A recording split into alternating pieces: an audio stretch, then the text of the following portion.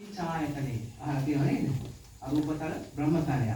ආකින් ඡායතේටම හිත පුහිතවන්න පුළුවන් වුණා ඒ සිද්ධාර්ථ කුමාරයාට ඒ කාලේ දැනුම අරගෙන. ඒතකොට ඒ කාලේ සිද්ධාර්ථ කුමාරයා ඊට පස්සේ බුදුරජාණන් පස්සේ ආකින් ඡායතේ නැත්තම් ඉතින් එයා දැක්කා මේකෙත් ආකින් ඡායතේ කියන ආයු සංස්කරණේ ගොඩාක් විඳින්න පුළුවන් අවස්ථාවක් තියෙනවා. ගොඩාක් අවශ්‍ය තියෙනවා.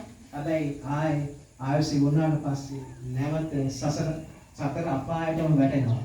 ඒ නිසා තමයි බුදුරජාණන් වහන්සේ විදර්ශනාවක් හොයාගන්නේ. විදර්ශනාවක් හොයාගන්නේ බුදුරජාණන් වහන්සේ කෙනෙක් පමණයි. හැබැයි එතෙන්ට එනකම් සමත භාවනාව ඉහළම මට්ටමටම ඒ කාලේ ඍෂිවරු ගාව, පඬිවරු ගාව තිබුණා.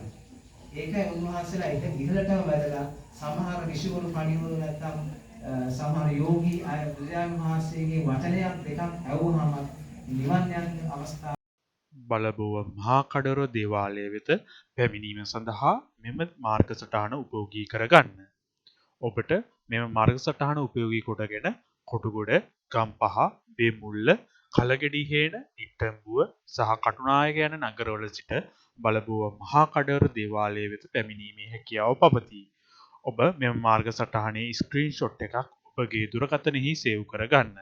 ඔබට Google Maps බලබුව මෙඩිටේෂන් සෙන්ටර් යනුවෙන් සර්ච් කරද බලබුව මහා කඩවර දේවාලය වෙත පැමිණීමේ හැකියාව පවතී. මහා කඩවර දේවාලය බලබුව බදාදා සෙනසුරාදා සහ ඉරිදා දිනවල විවෘතව පවතී.